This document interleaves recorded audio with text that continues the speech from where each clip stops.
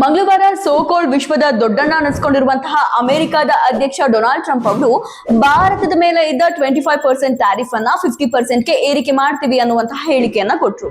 ಕಾರಣ ಇಷ್ಟೇ, ಭಾರತ ರಷ್ಯಾದಿಂದ ಆಯಿಲ್ ಅನ್ನ ಇಂಪೋರ್ಟ್ ಮಾಡ್ಕೊಳ್ತಾ ಇದೆ, ಯುದ್ಧ ಸಾಮಗ್ರಿಗಳನ್ನ ಖರೀದಿ ಮಾಡ್ತಾ ಇದೆ ಅಂತ.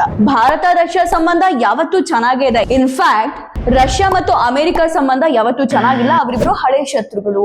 ರಷ್ಯಾದಿಂದ ಆಯಿಲ್ ಅನ್ನ ಇಂಪೋರ್ಟ್ ಮಾಡ್ಕೊಳ್ತಾ ಇರುವಂತಹ ಪ್ರಮುಖ ರಾಷ್ಟ್ರಗಳ ಪಟ್ಟಿಯಲ್ಲಿ ಭಾರತ ಅಗ್ರಸ್ಥಾನದಲ್ಲಿದೆ. ಇದರಿಂದ ಬರುವಂತಹ ಆದಾಯವನ್ನ ರಷ್ಯಾ ಉಕ್ರೇನ್ ವಿರುದ್ಧದ ಯುದ್ಧದಲ್ಲಿ ಬಳಕೆಯನ್ನ ಮಾಡ್ತಾ ಇದೆ ಅನ್ನುವಂಥದ್ದು ಅಮೆರಿಕದ ಆರೋಪ. ಈ ರೀತಿಯ ಆರೋಪವನ್ನ ಮಾಡಿ ಟ್ಯಾರಿಫ್ ಅನ್ನ ಜಾಸ್ತಿ ಮಾಡಿದ ತಕ್ಷಣ ಭಾರತ ಏನು ಹೆದರ್ಕೊಂಡು ರಷ್ಯಾ ಜೊತೆ ತನ್ನ ರಿಲೇಶನ್ಶಿಪ್ ಅನ್ನ cut ಮಾಡ್ಕೊಳಲ್ಲ.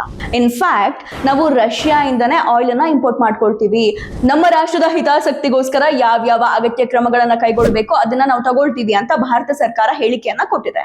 And moreover, national security adviser Ajit Doval ಅವರು ಈ ಸಂದರ್ಭದಲ್ಲಿ ರಷ್ಯಾಗ್ ಹೋಗಿದ್ದಾರೆ. ಅವ್ರು ರಷ್ಯಾಗ್ ಹೋಗಿದ್ದು ಟ್ರಂಪ್ ಅವರ ಹೇಳಿಕೆಯ ಕುರಿತಾಗಿ ಮಾತುಕತೆಗಲ್ಲ. ಆಕ್ಚುಲಿ ಅವರ ಈ ವಿಸಿಟ್ ಪ್ರೀ ಪ್ಲಾನ್ಡ್ ಆಗಿತ್ತು. ಅವರು S-400 ಏರ್ ಡಿಫೆನ್ಸ್ ಸಿಸ್ಟಮ್ ನ ಡೆಲಿವರಿಯ ಕುರಿತಾಗಿ ರಷ್ಯಾ ಜೊತೆ ಮಾತುಕತೆ ನಡೆಸೋಕ್ ಹೋಗಿದ್ದಾರೆ. ಇನ್ಫ್ಯಾಕ್ಟ್ ನಮ್ಮ ಪ್ರಧಾನಮಂತ್ರಿ ನರೇಂದ್ರ ಮೋದಿ ಅವರು ಇವತ್ತು ಒಂದು ಹೇಳಿಕೆಯನ್ನ ಕೊಟ್ಟಿದ್ದಾರೆ.